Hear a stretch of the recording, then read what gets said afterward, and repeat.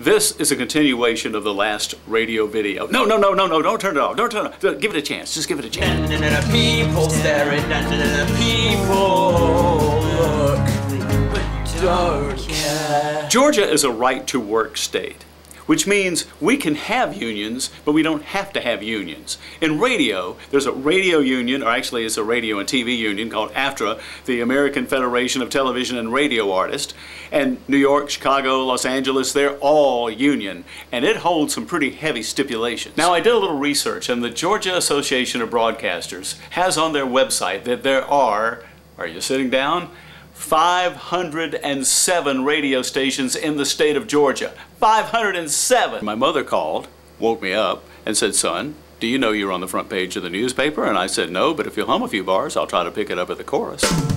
Sorry. Now, if you work for a union station in New York, and it may not be this way now, because a lot of things have changed. Like, for instance, a disc jockey doesn't have any control over anything. There was a guy from the engineering union who turned your microphone on and off. There was a guy from the musicians union who placed a needle on a turntable to play the record. And then there was an engineer who played that on the air. I'm going to be 30 years old, and all of that. Whoops.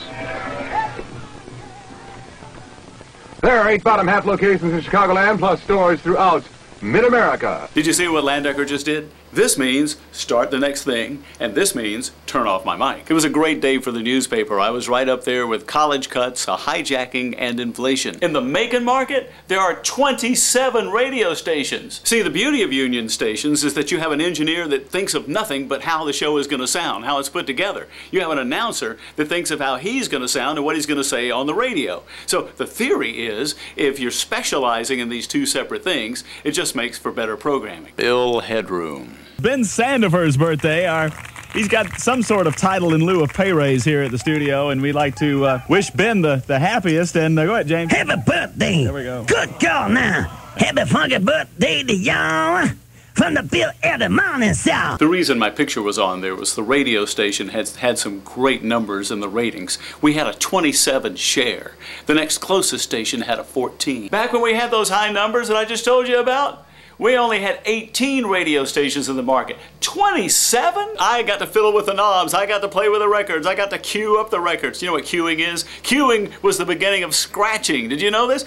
The way a radio station cues a record, which means that you go right to the beginning of the sound of the record and then you move it back.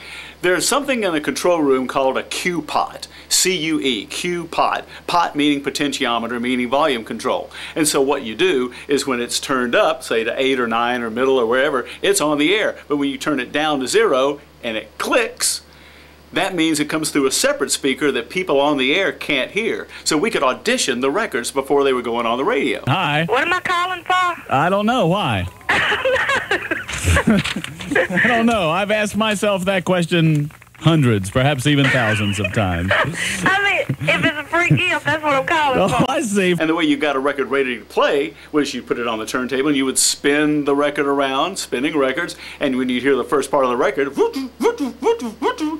does that sound familiar? I kind of like this picture because it shows what it looked like in the control room. I mean, look at all that stuff. So scratching started when the disc jockey did this on the air and said, "Hey, that sounds pretty cool."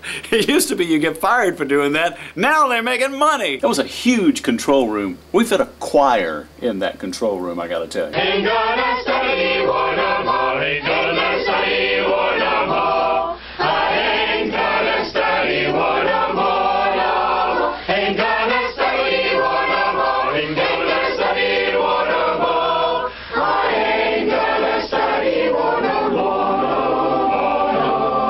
more. Did you recognize the director? That's Paul Leddington Wright. Songs of Praise. Yes, I know about Songs of Praise. And now here he is, a man whose talent is exceeded only by everyone else's. Thanks. Bill Elder.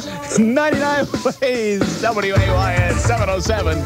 Here's Pet Shop Boys with Domino Dancing. To be a mass incredible, I can't believe it. How do dominoes dance? You give them the tip when they deliver your pizza, you'll see some dancing. Stop it. The staff of any radio station is the most important thing because really, they're the people that make things work. Cruel, isn't it? The moral of this story, boys and girls, be humble with your victories because you never know when things are going to turn around. Oh, and they will turn around. Okay, guys, we're now going to wreck Bill's show.